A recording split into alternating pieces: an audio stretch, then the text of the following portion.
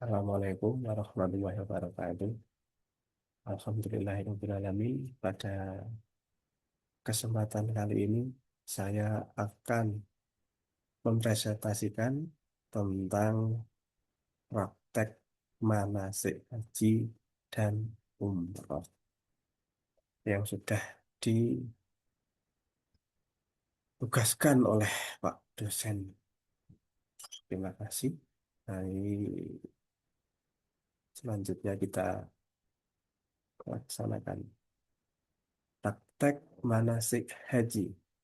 Itu Untuk secara konten itu yang pertama itu ada namanya tujuan pembelajaran, pengertian haji dan umroh, kemudian rukun haji, ada rukun umroh, syarat haji, ada lagi syarat umroh, terus tata cara manasik haji, tata cara manasik umroh, tip dalam manasik, kemudian yang terakhir adalah tanya kesimpulan. Ya, ada dilanjut. Tujuan pembelajaran yang pertama itu adalah memahami pengertian haji dan umroh. Kemudian yang kedua, mengetahui syarat dan rukun atau dalam dalam hal ini itu memang harus dilakukan karena rukun syarat haji dan umroh. Kemudian yang ketiga, mempelajari cara pelaksanaan manasik haji dan umroh.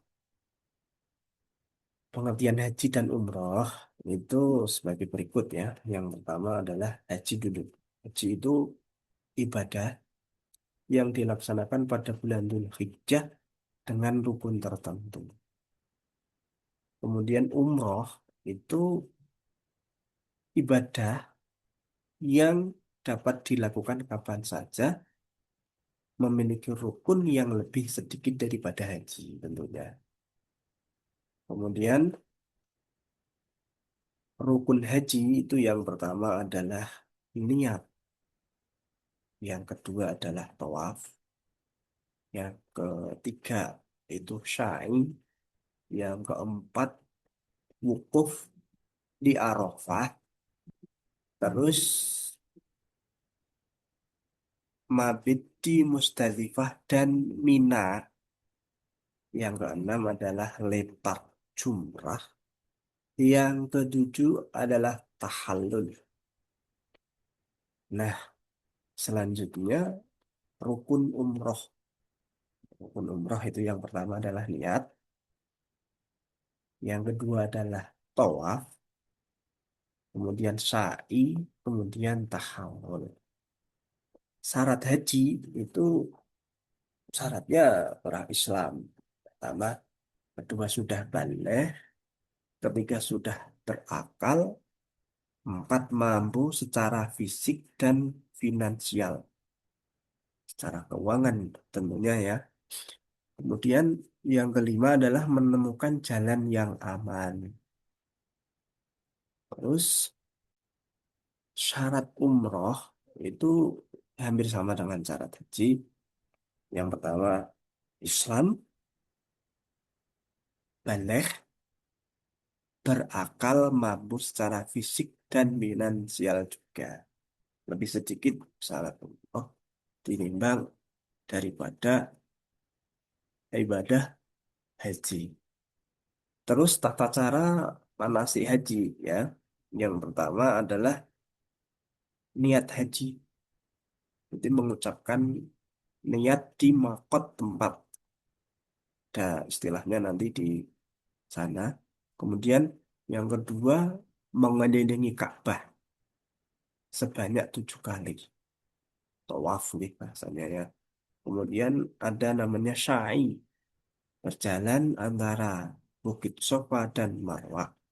Kemudian yang keempat, wukuf di Arafah. Itu berdoa, berdiam, beribadah di namanya Padang Arafah.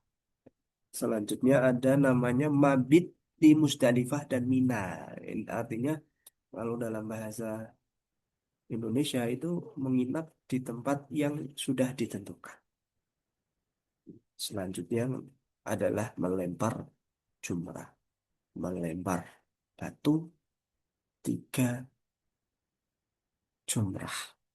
Terus ada namanya tahallul, yaitu memotong rambut atau tercukur ya dalam bahasa kita. Kemudian cara cara ya umroh itu juga ambil seperti haji.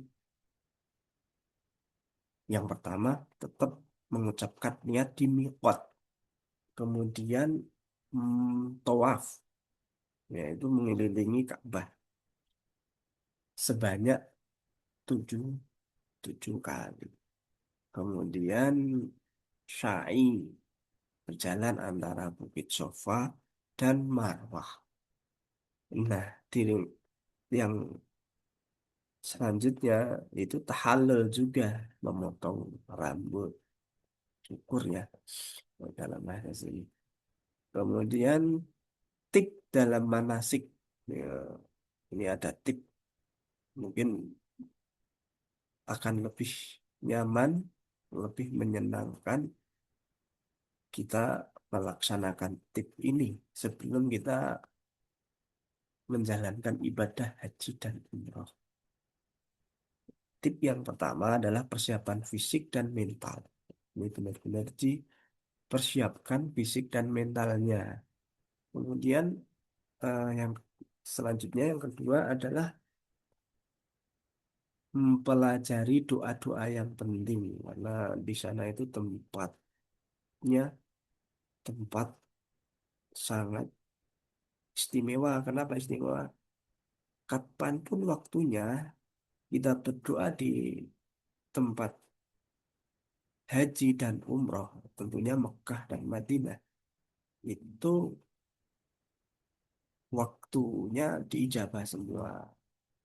Kemudian tip yang ketiga ya dalam pembahasan ini, jaga kesehatan selama perjalanan supaya sampai ke sana dengan selamat dan sehat.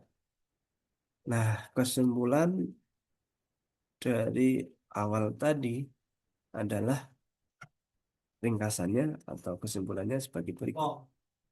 Haji dan umroh adalah ibadah penting bagi umat Islam. Terus memahami tata cara dan rukun merupakan langkah awal untuk melaksanakan ibadah ini. Jadi, jadi kesimpulan inilah kita penting bagi umat Islam karena termasuk rukun Islam yang kelima.